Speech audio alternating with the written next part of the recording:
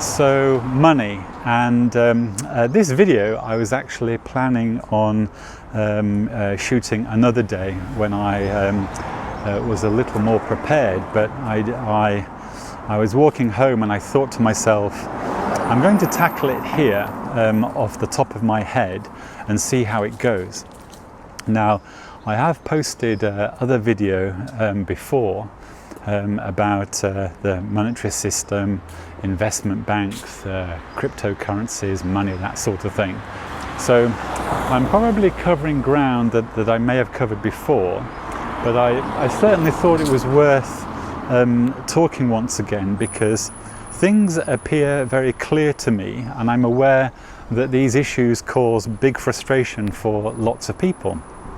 Now, I was listening to some content the other day, and once again it was explained that if you are an economics professor or you are an economics professional and you are covering an education syllabus that has been offered to you by your university or your college, they often overlook or completely discount money creation, which is kind of crazy really, because it's like saying to a scientist, an electronic scientist, that voltage equals current times amps. That voltage equals current times amps, but you don't really need to ever think about that. It's just a bit of physics that is irrelevant to this discussion. You are an electronics engineer, but V equals IR isn't something you need to worry about. It's almost the same as saying that. And I thought to myself, when I've met economics professors and we've had a chat about the economy, world economics, I've always been flabbergasted by their lack of understanding or their lack of knowledge of fiat money systems or how they work. Now, often someone with a PhD or a master's in economics can articulate a very brief understanding of a fiat money system. It's sort of very mechanical, goes along the lines of something like a central bank creates that money and then regulates the supply of that money to make the economy turn over. But that seems to be the scope of their knowledge and understanding, really. In fact, if you dig any further, even though that they have a PhD in economics or politics, they can't really explain much more than that. So hearing this content and once again hearing that the formation, the creation of money in central banks isn't really discussed, I thought to myself, there are only two reasons why you as an authority would stop someone talking about something. Number one, you are trying to hide something because of context, or number two, there is an underlying agenda because of context.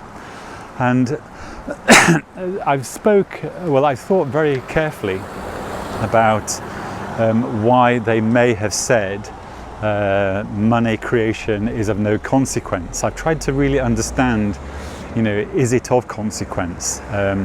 Is it something that we should be bothered about? And in their defense, to a very short part, I thought that was the actor from Stranger Things. It certainly looked like him. I don't know if it was. Anyway, we are in Notting Hill, so you see these guys here. So a PhD economist not being able to articulate a real understanding behind fiat money systems, central bank-based money systems, I found very interesting, because if you understand a money system, it sort of helps you understand how the economy works. It helps you understand how everything else works. But what is so interesting is in industry, in the political industry, in the financial industry, the creation of money itself is simply not discussed. Where it comes from and how much exactly comes is literally brushed over every time. And what I was just saying before the Stranger Guys actor walked past me was that I was trying to understand why the comment would be, it's not really that important to the layperson, to the general person, where cash comes from. It's better to view cash as a thing that is there, and it exists, and clever people produce it.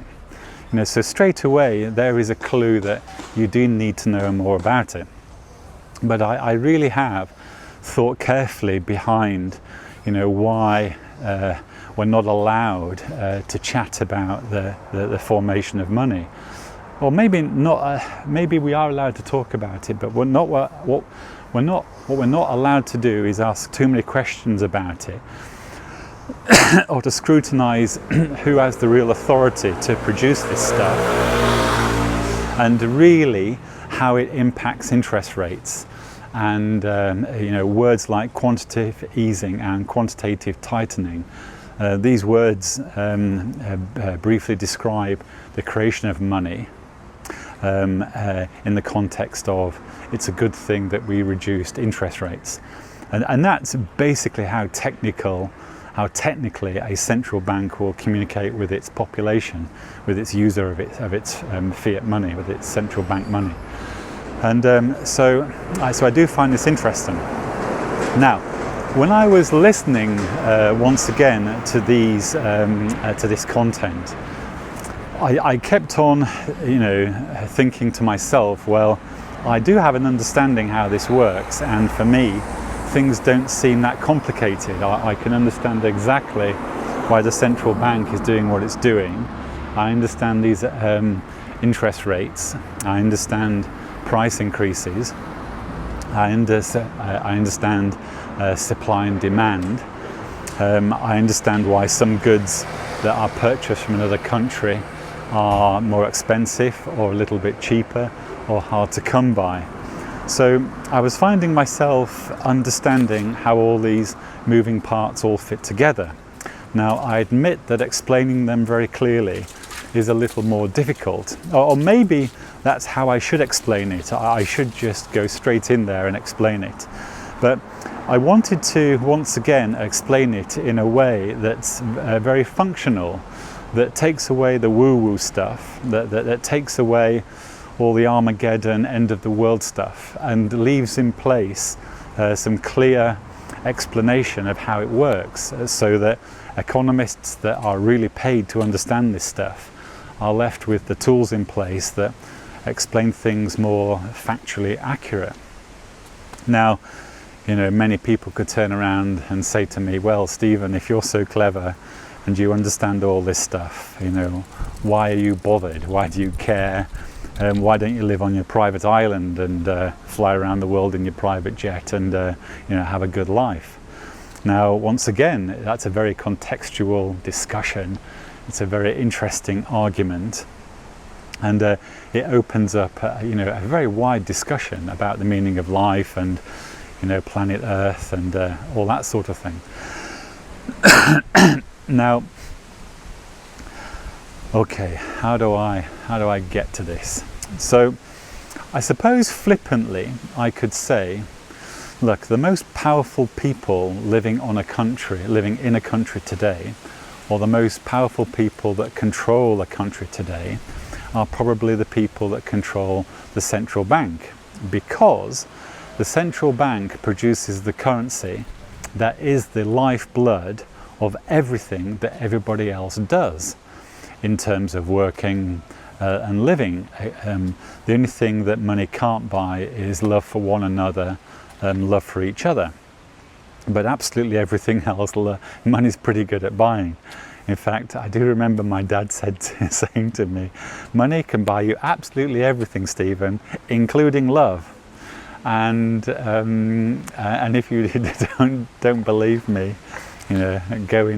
go join that club, or go into that nightclub and try out this hypothesis and see how it works for you.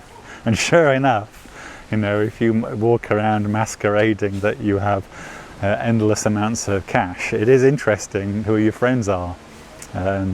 Unfortunately, they're all superficial, but sure enough, money does seem to be able to buy absolutely everything.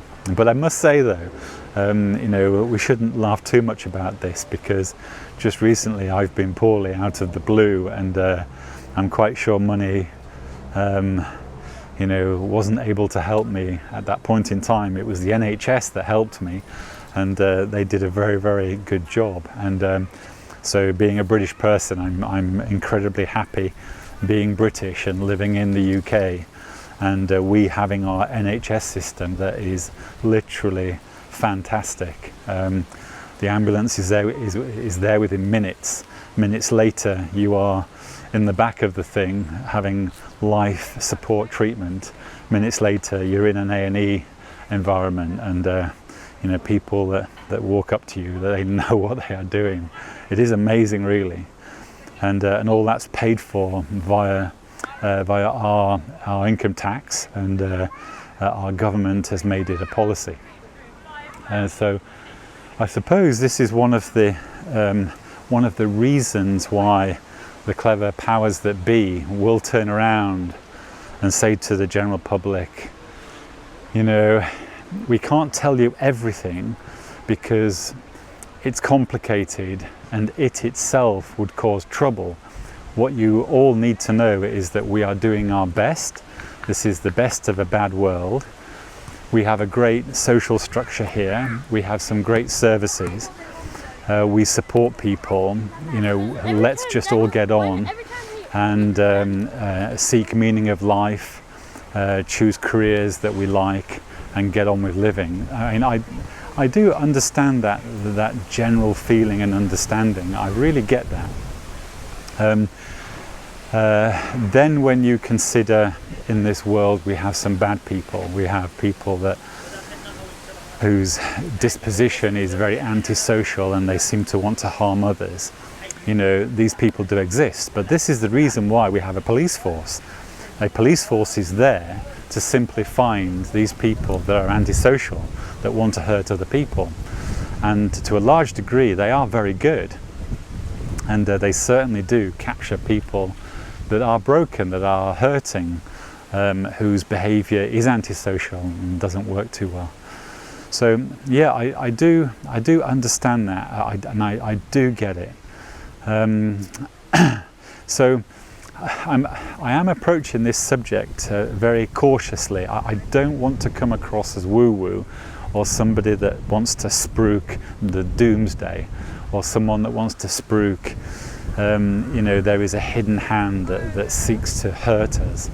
Now, I don't want to spruik that, although a lot of the time I'm aware that what I say can indicate that.